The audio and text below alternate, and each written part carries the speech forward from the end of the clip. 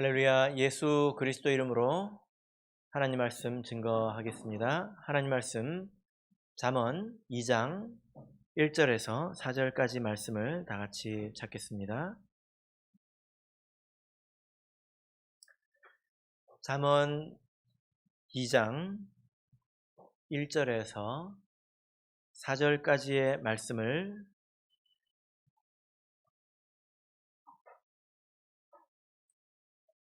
저희 여러분이 한 절씩 교독하겠습니다. 1절 내 아들아, 내가 만일 나의 말을 받으며 나의 계명을 내게 간직하며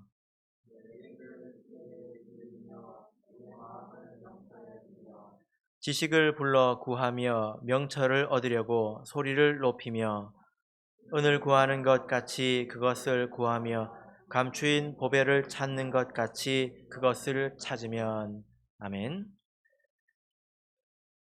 네, 오늘 이 시간은 지혜를 구하는 태도라는 제목으로 하나님 말씀을 증거하겠습니다. 여러분, 헛똑똑이라는 말을 들어보셨습니까? 헛똑똑. 똑똑한데 헛되다, 이런 말이죠. 이 말은 겉으로는 아는 것이 많아 보이는데 실제로 어떤 것을 선택해야 되는 그런 상황에서는 도무지 판단을 못하는, 또 해결하지 못하는 그런 사람을 헛똑똑이다, 이렇게 이야기를 하지요. 성경에서 말하는 지혜는 그런 것이 아닙니다. 헛똑똑이 아니죠. 성경에서 말하는 지혜라고 하는 것은 거친 그 바다 위에서 항해를 하는 것처럼 이것은 숙련된 기술을 의미하는 것입니다. 그래서 이 참된 지혜라고 하는 것은 애매모호하고 헛된 말장난 같은 것을 반복하는 것이 아니라 삶의 위기에서, 여러 가지 상황에서 잘 헤쳐나갈 수 있는 실제적인 기술이다, 이렇게 말을 할 수가 있습니다. 여러분들은 어떤 사람이 되고 싶으십니까? 헛똑똑이 되고 싶으십니까? 아니면 노련한 삶의 지혜를 갖기를 원하십니까?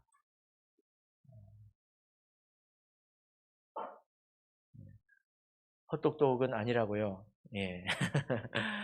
예. 아마 물어보나 마나한 질문을 제가 한 것 같은데요.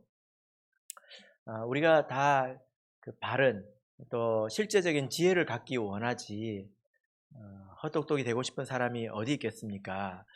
그런데 여기에 한 가지 문제가 있는데, 그게 뭐냐면 그 소원은 큰데 방법은 잘 모른다는 것입니다.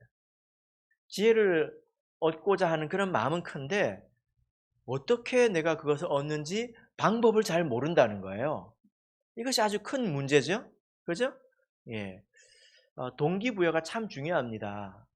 그런데요, 방법을 가르쳐 주지 않는 동기부여는 그 사람을 괴롭히는 것입니다. 그렇지 않습니까? 동기부여가 됐어요. 그래서 내가 무엇을 하고 싶다, 내가 지혜를 얻고 싶다, 그런 마음이 태산처럼 마음이 커졌는데 어떻게 이제 할 줄을 모른다면 그 사람이 굉장히 고통스러워지지 않겠습니까? 그렇죠? 어, 그래서 이 마음속에 동기를 가지는 것만큼이나 방법을 아는 것은 굉장히 중요하다라는 것입니다. 제가 이제 학교 다닐 때 영어 시험을 쳤는데요. 토익이라는 시험입니다. 저 때도 그게 있었습니다. 지금도 있는데요.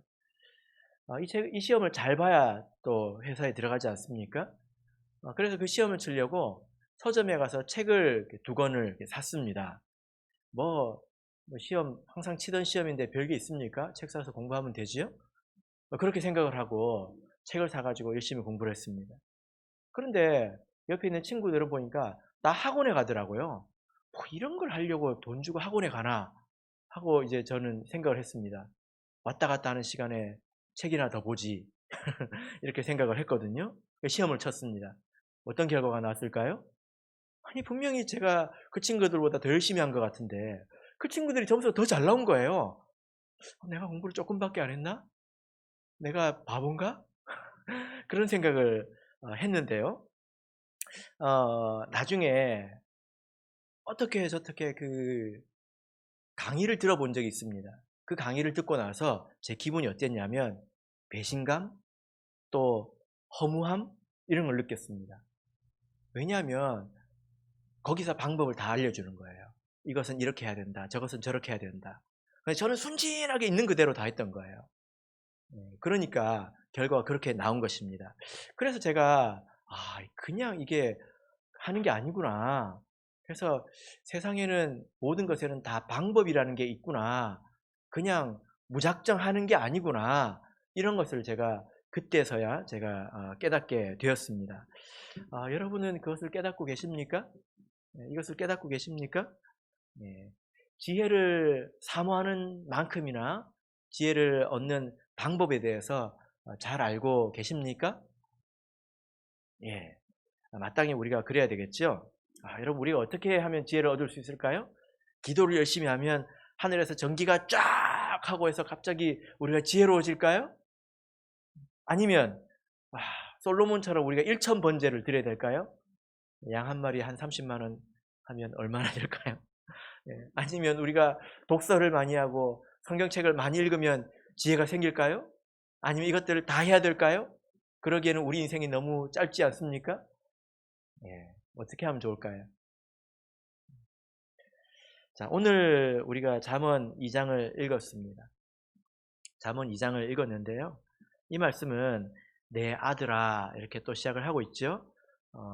잠언 전반부에는 내 아들아 라고 시작되는 교훈이 10번 등장하는데 오늘은 그 중에 두 번째 말씀입니다. 우리가 이 2장의 말씀을 읽어보면요. 아마 여러분들 그러셨을 겁니다. 통독할 때 이 잠언 2장을 읽어보면 어떤 느낌이냐면요. 당연한 말씀들이 쭉 그냥 나열되어 있는 것 같아요. 우리가 잠언을 읽다 보면 그 마음에 팍 꽂히는 그런 말씀들이 있지 않습니까? 그런 말씀이 잘 안 나와요. 전기가 오는 그런 말씀들이 있잖아요. 예. 근데 우리가 하나님 말씀을 읽을 때 그렇게 읽으면 안 됩니다. 그냥 당연한 말씀은 그냥 당연한 말씀처럼 넘기고 내 마음에 팍 꽂히는 구절은 깊이 묵상하고 그렇게 하면 어떻게 된다고 했습니까? 괴물 된다고 했지요. 왜 그럴까요? 자기 생각을 더하는 거죠. 그래서 내가 하나님 말씀을 읽을 때 잘 이해가 되지 않고 당연한 말씀을 왜 있을까? 그런 것을 우리가 더 깊이 살펴봐야 합니다. 그게 사실 내가 잘 모르는 거예요. 내가 잘 모르니까 잘 이해가 안 되고 깨달아지지 않는 것입니다. 오늘 이 2장의 말씀은 지혜를 구하는 그 입문자들에게 어떻게 지혜를 구하는지에 대해서 말씀을 해주는 부분이고요. 또 그 유익이 무엇인지에 대해서 2장 전체에서 말씀을 하고 있습니다. 그래서 우리가 지혜를 빨리 얻고 싶은 마음이 굉장히 급하시겠지만 그러나 우리가 너무 서둘지 말고요. 오늘은 어떻게 우리가 지혜를 얻게 되는지 그것을 한번 배워보도록 하겠습니다. 이것이 또한 지혜이죠. 그죠? 지혜를 얻는 방법을 아는 것 또한 아주 중요한 지혜에 해당한다. 이렇게 말씀을 드리겠습니다. 자, 그러면 1절 말씀을 다시 한번 읽어보겠습니다. 1절 읽겠습니다. 시작. 내 아들아, 내가 만일 나의 말을 받으며 나의 계명을 내게 간직하며. 자, 여러분 여기서 내 아들아 이렇게 부르고 있습니다. 누가 부르고 있습니까? 여기 보면 내 말을 받아라. 또 내 계명을 마음속에 간직해라. 이렇게 말을 하고 있습니다. 누가 이렇게 말하고 있을까요? 제가 지난번에 하나님이라고 제가 말씀을 드렸는데 정말 하나님일까요? 목자님 말씀이라면 팥으로 매주를 쏜다고 해도 믿으시는 우리 성도 여러분, 정말 하나님이 맞을까요? 네? 진짜 맞을까요? 자, 4절 5절을 보시면요. 은을 구하는 것 같이 그것을 구하며 감추인 보배를 찾는 것 같이 그것을 찾으면 1절의 말씀이 여기서 끝나는 거예요. 여호와 경외하기를 깨달으며 하나님을 알게 되리니. 하나님이 이렇게 이야기했을까요? 내 말을 잘 들으면 여호와를 경외하기를 깨달으며 하나님을 알게 될 거다. 이렇게 하나님께서 말씀하셨을까요? 좀 이상하지 않습니까? 네. 그럼 도대체 누가 이렇게 내 말을 잘 듣고 내 말을 네 마음속에 간직해라 이렇게 말했을까요? 여러분 여기서 이렇게 부르고 있는 자는 바로 스승입니다. 지혜를 가르쳐주는 선생님을 말합니다. 자, 그래서 우리가 여기서 이제 깨달을 수 있는 것은 지혜는 스승을 통해서 우리에게 전달된다라는 것입니다. 무엇을 통해서? 스승을 통해서 우리에게 전달된다라는 겁니다. 자, 우리 로마서 10장을 보겠습니다. 로마서 10장 17절을 보겠습니다.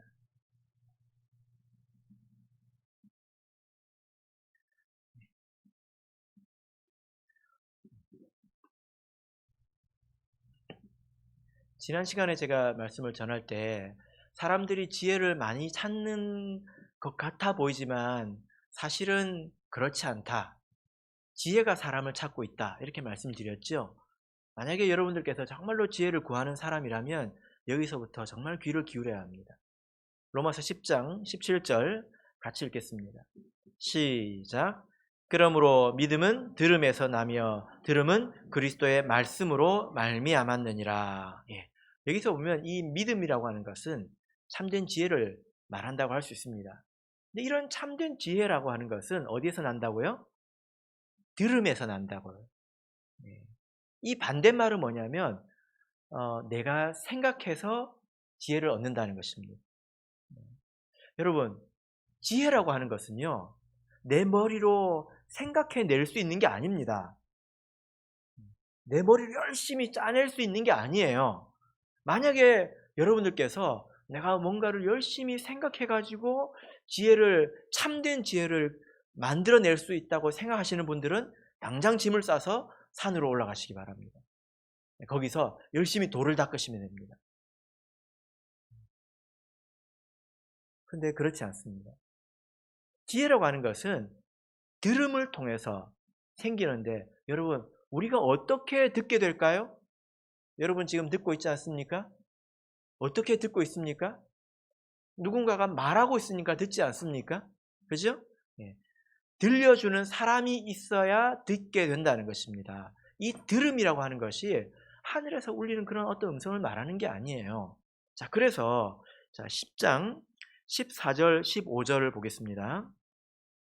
14절 15절 같이 읽겠습니다. 시작. 그런즉 저희가 믿지 아니하는 이를 어찌 부르리요? 듣지도 못한 이를 어찌 믿으리요? 전파하는 자가 없이 어찌 들으리요?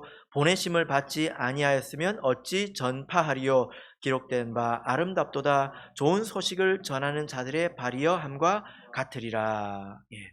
자, 여기 보면 믿지 아니하는 사람을 어떻게 부를 수 있겠습니까? 하나님 도와주세요 하고 어떻게 부를 수 있겠습니까? 그런데 전파하는 사람이 없으면 어떻게 듣겠습니까? 근데 하나님이 누군가를 보내지 않으면 어떻게 전파하겠습니까? 이게 지금 역으로 계속 거꾸로 올라가고 있죠. 그러니까 하나님께서 보내시는 사람이 전파하게 되고 전파하는 사람이 말하게 되면 그 사람이 듣게 된다는 거예요.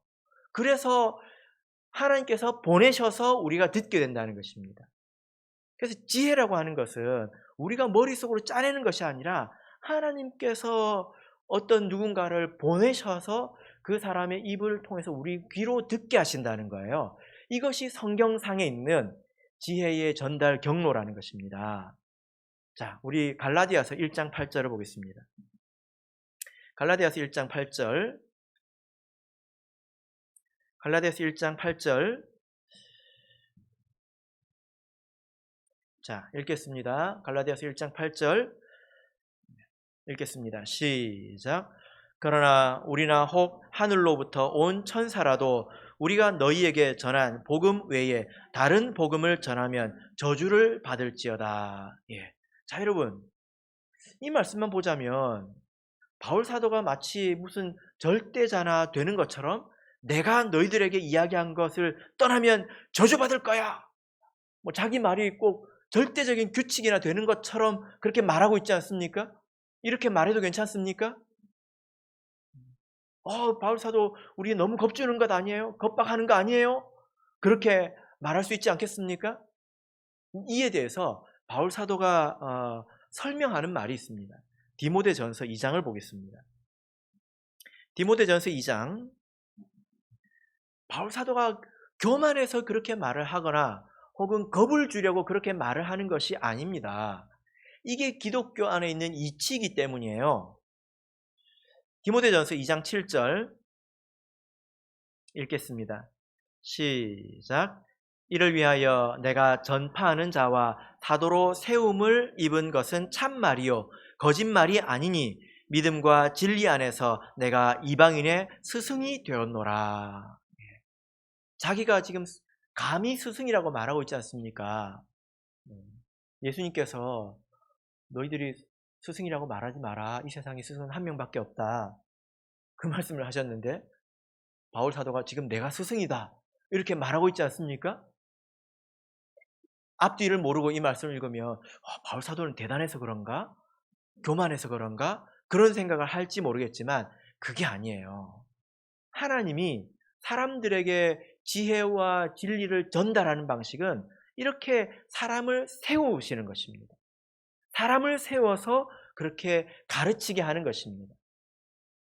그래서 여기 보면 내가 스승이 되었다 하기 전에 내가 세움을 입었다 이렇게 말하고 있지 않습니까? 그죠? 예. 이것이 하나님의 백성 가운데서 하나님께서 참된 지혜와 진리를 전달하는 방식입니다. 이것을 알고 우리가 방법을 찾아야 되겠죠? 그죠? 그럼 이 방법에 가장 충실했던 사람이 누굴까요? 가장 결정적인 그런 사례를 한번 보겠습니다. 누가 생각나십니까? 누가복음 2장을 보겠습니다.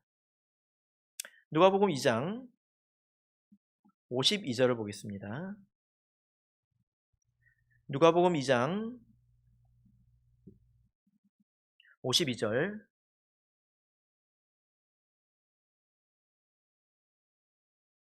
자, 읽겠습니다. 시작. 예수는 그 지혜와 그 키가 자라가며 하나님과 사람에게 더 사랑스러워 가시더라. 예. 여러분, 우리가 예수님에 대해서 오해가 많은데요. 예수님은 하나님이니까 원래 지혜로울 것이다. 이런 생각입니다. 하나님이시니까 원래 능력도 많으니까 귀신도 내어 쫓고 병도 고칠 것이다. 그렇게 우리가 생각을 하지요. 근데 사실 그렇지 않습니다. 예수님은 살아가시면서 마치 평범한 사람인 것처럼 살아가셨습니다. 가장 낮은 곳에서 시작하셨죠. 그죠? 네. 그 짐승의 밥그릇에부터 시작하지 않으셨습니까? 네. 그러면서 예수님께서는요, 자기를 위해서는 40일을 굶고 나서도 빵을 하나 만들지 않으셨습니다. 예수님이 그렇게 사셨다는 거예요. 그래서 그분이 지혜와 능력을 쌓아가는 과정도 평범한 사람의 길을 따르셨다는 것입니다. 무슨 비법을 쓴 게 아니라는 거예요. 그래서 여기 보면 예수님께서 그 지혜와 키가 자라가셨다, 성장하셨다 이렇게 말하고 있지 않습니까? 예수님은 본래 지혜로운 분이고 본래 신성을 가진 분인데 어떻게 더 지혜로워집니까? 이것은 사람으로서의 예수님을 말하는 것인데 예수님께서 어떻게 지혜로워지셨습니까? 예수님은 어떤 방법을 쓰셨습니까? 자, 46절을 우리 같이 읽어보겠습니다.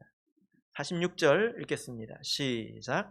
사흘 후에 성전에서 만난즉 그가 선생들 중에 앉으사 저희에게 듣기도 하시며 묻기도 하시니. 예수님께서 어떻게 하셨습니까? 성전에서 하나님의 백성 중에 있는 선생들에게 듣기도 하시고 묻기도 하셨다는 것입니다.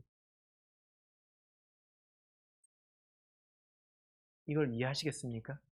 예수님이 하나님으로서 가신 것이 아니라 사람으로서 거기에서 선생들에게 듣고 그것을 생각하고 또 묻고 이것이 학습이지요. 그죠? 듣기만 하는 것은 사실 학습이 아니지 않습니까? 그런 과정을 통해서 듣고 묻고 이런 과정을 통해서 누구에게 배우셨다는 겁니까? 선생들에게 배우셨다는 겁니다. 그러니까 예루살렘에 있는 선생들이 여러분들 생각할 때 인간 스승이고 부족함이 많겠지만 그런 사람들이 예수님을 길러냈다는 것입니다. 부족함이 없다는 거예요. 그것으로도. 예수님께서 나사렛에 사시지 않았습니까? 나사렛의 그 깡촌이잖아요. 나사렛에서 무슨 선한 것이 나겠느냐. 그런 데서 아마 회당도 작았을 것입니다. 그런 곳에서 신앙적으로 열악한 곳이잖아요. 근데 하나님의 백성이 있는 곳에는 하나님께서 잘할 수 있는 그 길과 방법, 그런 사람들을 다 베풀어 주신다는 것입니다. 그래서 예수님께서 직접 그것을 다 보여주셨다라는 거죠. 자, 그래서 여러분, 하나님께서 사람들에게 지혜를 깨닫게 하시는 방법이 이와 같고 예수님께서는 그렇게 지혜를 익히셨습니다. 자, 여러분 어떻게 생각하십니까? 저도 이렇게 말씀을 배우고 또 지혜를 또 갈망하는 그런 사람인데요. 제가 무언가를 하나 배우기 위해서 뭔가를 이렇게 시작하려고 하면요. 겁이 나요. 왜 겁이 날까요? 책이 너무 많아요. 뭐에 대해서 하나 배워보려고 하면 책이 너무 많아요. 뭘 해야 될지 모르겠습니다. 뭘 봐야 될지 모르겠어요. 마음 같아서는 수십 권 읽고 싶지만 그럴 수도 없지 않습니까? 그죠? 그리고 자료들 인터넷에 가보면 자료들이 얼마나 많습니까? 그리고 요즘에는 또 유튜브나 이런 데 가서 검색해 보면 그런 가르쳐주는 영상들이 얼마나 많습니까? 근데 문제는요, 서로 하는 말이 달라요. 어떤 사람은 이게 중요하다. 어떤 사람은 이게 진짜다. 이렇게 이야기를 하거든요. 그런데 제가 그걸 비교해 볼 수가 없어요. 시간이 너무 많이 걸려요. 그래서 뭔가를 하나 해보려 하면 길을 찾기가 쉽지 않습니다. 너무 많아서 길을 찾기가 쉽지 않습니다. 어떻게 하면 좋을까요? 그냥 여러분들은 지혜 있으면 좋고 없으면 말고 얻어 걸리면 좋고 아니면 말고 그렇게 살아가십니까? 그렇게 살면 안 되겠지요? 그죠? 근데 제가 방법을 찾았습니다. 믿음 안에서 방법을 찾았습니다. 그 방법이 무엇일까요? 하나님께서 나에게 주실 지혜는 하나님께서 나에게 베풀어 주시는 지혜는 하나님께서 나를 위해서 세운 사람 그리고 교회를 통해서 충분히 주신다는 거예요. 저는 그렇게 믿어서 유익을 많이 얻었습니다.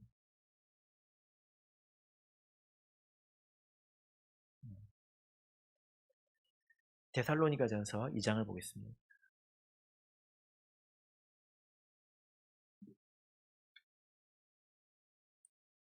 데살로니가전서 2장 13절 데살로니가전서 2장 13절 읽겠습니다. 시작.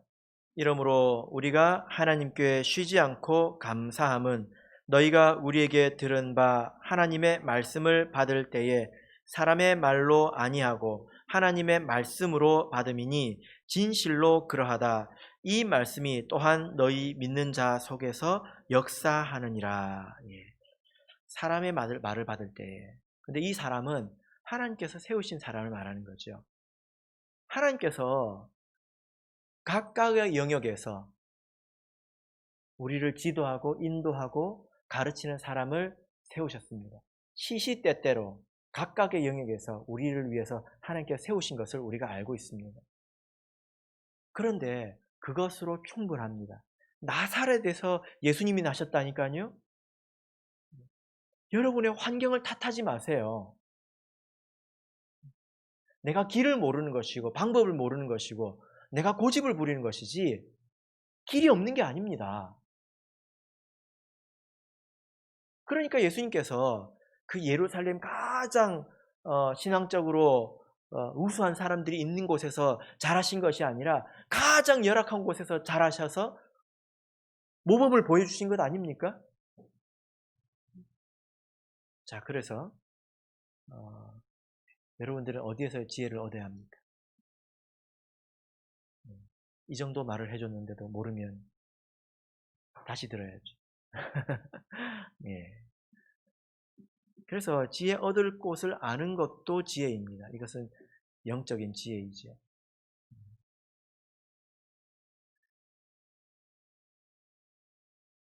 자, 본문의 말씀으로 돌아가겠습니다. 잠언 2장 2절을 읽겠습니다. 3절까지 읽겠습니다. 2절부터 3절.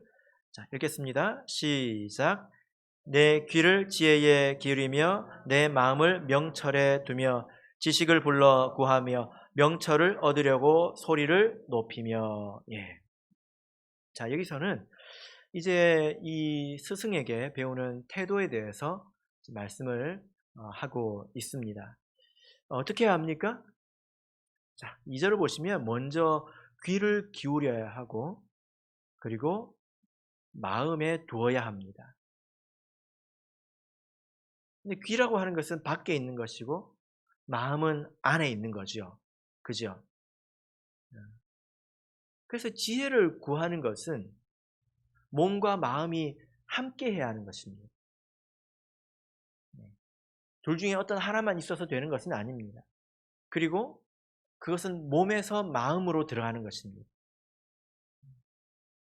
지혜를 구하는 마음이 있어도 몸이 함께 하지 않는다면 사실 마음이 없는 거죠. 그죠? 네. 우리 참예수교의 어떤 성도님 중에 이런 분이 있습니다. 어, 말씀을 듣는 자리에서 하나님께서 지혜를 베풀어 주시는 그런 자리에 내 몸이 있어야 하지 않습니까? 그죠? 네. 그게 사실 제일 중요한 거거든요. 하나님께서 지혜를 베푸시는 그 자리에 내 몸이 있어야 되기 때문에 그분은 사회생활 하면서 진급을 포기했습니다. 그래가지고 나이가 책임자의 책임자가 될 나이에도 말단 직원으로 계속 근무를 하셨습니다. 왜냐하면은 그렇게 해서 내가 책임을 지게 되면 안식일에도 나가서 책임을 져야 되고 그러다 보면 말씀을 듣는 자리에 내가 없어지게 되니까 그걸 다 포기하고 그렇게 일을 하셨습니다. 그리고 이제 고된 일을 하다 보니까 저녁에 오면 많이 피곤하지 않습니까? 그죠? 네. 아마 여기에는 그분보다 더 힘들게 일하시는 분이 없을 겁니다. 그러다 보니까 이제 예배 시간에 오면 피곤하고 졸리니까 어떻게 했냐면요. 저녁을 안 드셨습니다. 그렇게 힘들게 일하고도 저녁을 안 먹고 왔습니다. 이게 뭐냐? 이게 귀를 기울이는 것입니다. 말씀이 있는 자리에 내가 가 있고 그것을 듣기 위해서 나를 다스리는 것 아니겠습니까? 이게 귀가 열린 것입니다. 근데 귀에 있다고 해서 마음에 있는 것은 아니죠. 귀로 들었다고 해서 그것이 내 마음까지 간 것은 아니지 않습니까?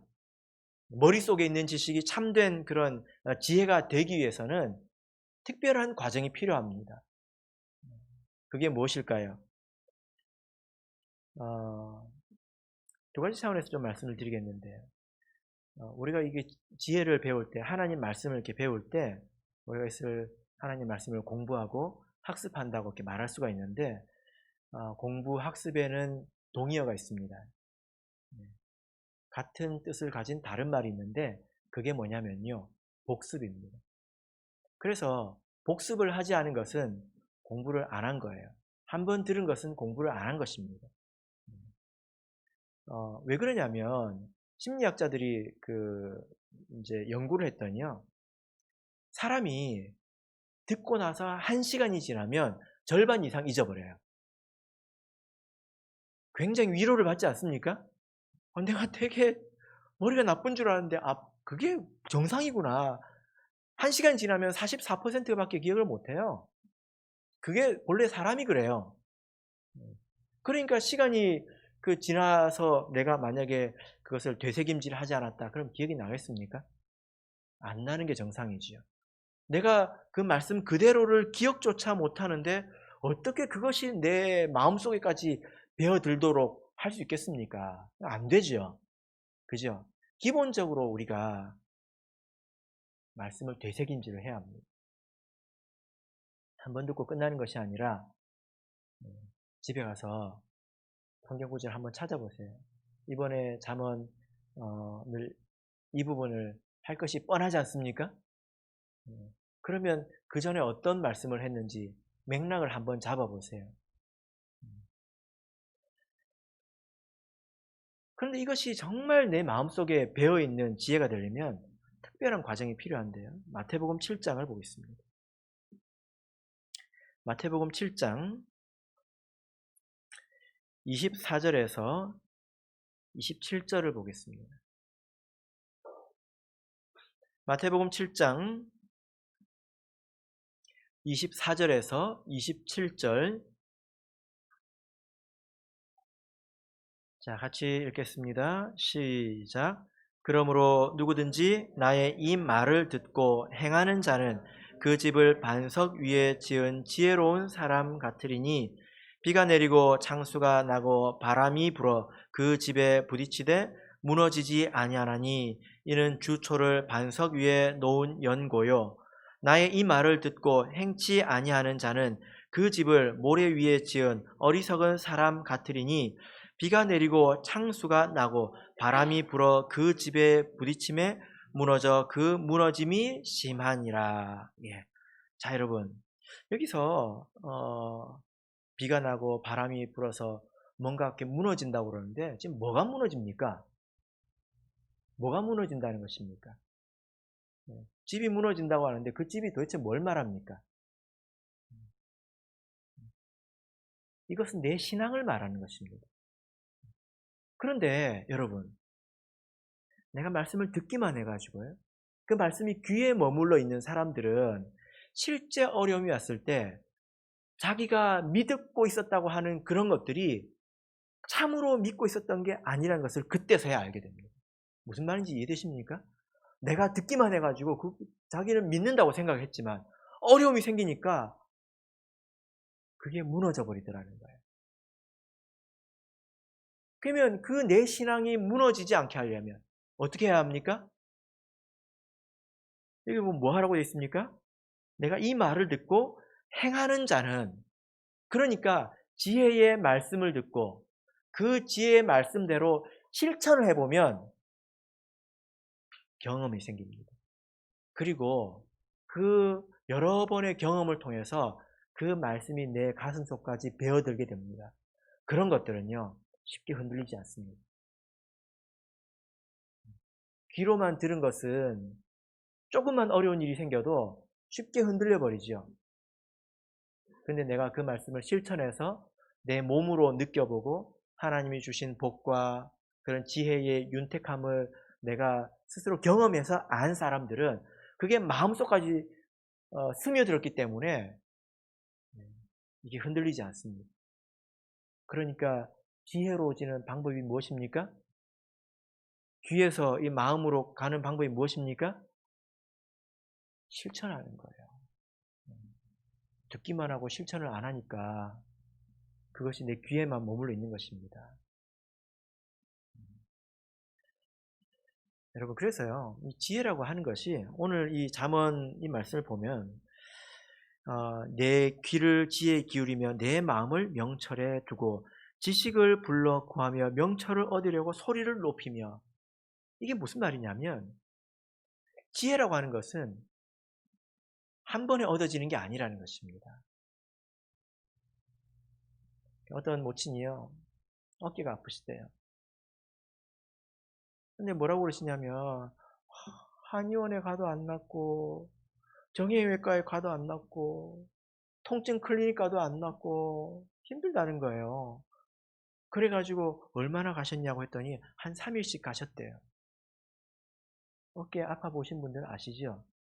그게 무슨 감기입니까? 3일 가가지고 낫대요. 네? 감기입니까, 그게? 그러니까 그렇게 생각하신 거예요. 감기 걸리면 가서 주사 한 방 맞고 3일 약 먹으면 낫잖아요. 그잖아요. 네. 다 그런 게 아니라는 거예요. 그런 것처럼 이 세상에는 쉽게 얻어지는 것이 있지만 지혜는 얻기가 어렵다라는 것입니다. 얻기가 어렵다는 거예요. 그래서 여기 보면 귀도 기울여야 되고 내 마음에 두어야 되고 지식을 부르기도 하고 명철을 얻으려고 소리를 높여서 굉장히 적극적으로 노력을 해야 된다라는 것입니다. 그러나 가장 중요한 것은 무엇입니까? 내 귀가, 내 몸이 지혜가 있는 곳에, 지혜가 울리는 곳에 내 몸을 두는 것. 이게 제일 중요하지요. 그리고 최상의 컨디션으로 그 말씀을 들을 수 있도록 하는 것이 중요합니다. 저도 옛날에는요, 그, 어, 유명한 사람 이야기를 많이 들었습니다. 유명한 사람 이야기를 많이 들었어요.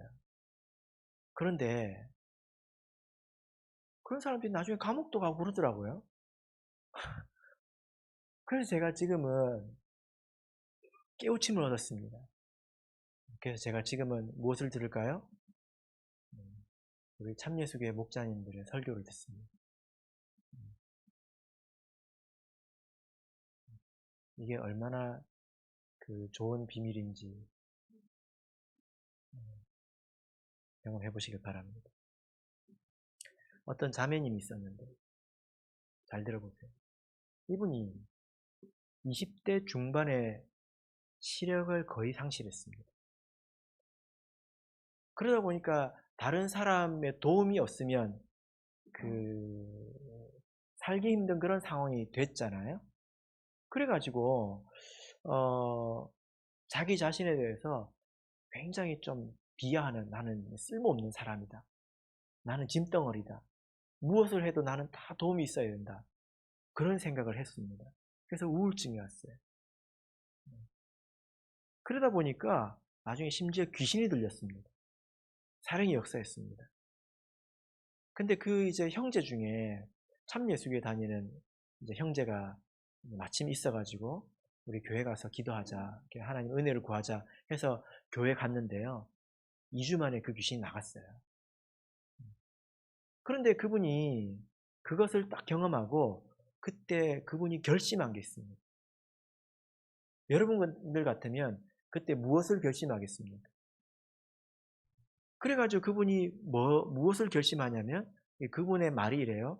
내가 이렇게 귀중한 기회를 얻어서 교회에 오게 되었으니 전심으로 진리를 알고 성경을 이해하도록 내가 집중해야지. 그래서 그분은 예배를 준비합니다. 이후부터 예배 가기 위해서 예배를 준비합니다. 근데 시력이 없어요. 어, 그래서 그분이 정말 그 말씀을 들을 때 집중하고 그리고 그 들은 말씀에 의해서 기도에 힘썼는데요. 그분이 뭐라고 그러냐면 딱 1년이 지났는데 마음속에 우울증 그리고 그 깊이를 헤아릴 수 없었던 그런 공허함 이런 것들이 완전히 사라지고 시력은 그대로인데 마음의 행복, 평안, 만족 이런 것들로 가득 찼다는 거예요. 그래서 그분이 아들을 전도했습니다. 자기 아들이 엄마를 이렇게 교회에 태워다 주려고 차를 데려다 주고 데리고 오고 그러지 않습니까? 그래서 너도 기왕 오는 김에 와서 말씀을 들어라 해가지고 말씀을 들었는데요. 그 엄마의 변화된 모습에 아들도 전도가 되었습니다. 그리고 그분에게는 불신자 아버지가 있었고 엄마는 깊은 불교도입니다. 그런데 이제 그 그분이 부모님을 전도하려고 결심을 했어요. 다른 형제가 그 참예수교에 다닌다고 했잖아요. 뭐라고 그랬냐면 턱도 없는 소리 하지 마라. 될 것 같냐? 그분은 불치병이나 걸려야 되지. 그전에는 안 된다. 그 정도로 완고한 분이었는데. 그렇게 해서 먼저 이제 아버지에게 복음을 전했는데 아버지가 처음 교회에 왔을 때 그 전에 그것을 위해서 이제 매주 정기적으로 금식을 했습니다. 그분이 하나님 앞에서 결심을 하고 그래가지고 이후에 그분이 이제 아버지가 교회에 처음 왔는데요. 처음 왔을 때 그 아버지가 환상을 보았습니다. 그리고 참 예수에 하나님이 있다는 걸 알았어요. 그리고 어느 날 집으로 이렇게 그 오토바이를 운전해서 가는데 옆에서 차가 오는 바람에 옆에 낭떠러지로 추락할 뻔했는데요. 어떤 손이 나와서 자기를 잡아서 끌어올려서 길에 올려주더래요. 그래서 그분이 하나님께서 나를 살리셨다 이걸 알았습니다. 그래서 그 아버지가 그 어머니를 전도했습니다. 그래서 여러분 심지어 볼 수도 없는 그 사람이 우리보다 실제적인 일을 많이 하고 있지 않습니까? 이렇게 보자면 우리는 그분에 비해서 헛똑똑이라고 말할 수 있지 않습니까? 볼 것 다 보고 사는 사람이 보지 못하는 사람보다 더 무능하지 않습니까? 실제로 우리가 해야 되는 일 앞에서 무력하지 않습니까? 그럴 수도 있다는 것입니다. 여러분, 그런 것을 지혜라고 합니다. 현실적인 그런 환경이 변하지는 않았지만 마음에 행복이 가득하고 그리고 그 가족들을 구원하지 않았습니까? 근데 그 출발이 무엇입니까? 그분의 결심이 내가 지혜를 얻어야 되겠다 하고 결심을 했다는 것입니다. 만약에 우리가 어떤 어려움이 있다면 그것은 지혜가 있어야 해결이 되겠지요. 근데 지혜를 어디서 찾아야 될지 여러분 이 말씀을 통해서 생각하시길 바랍니다. 자, 마지막으로 잠언 2장 4절을 읽겠습니다. 잠언 2장 4절 읽겠습니다. 시작. 은을 구하는 것 같이 그것을 구하며 감추인 보배를 찾는 것 같이 그것을 찾으면. 자, 여러분 지혜를 찾을 때 어떻게 찾아야 합니까?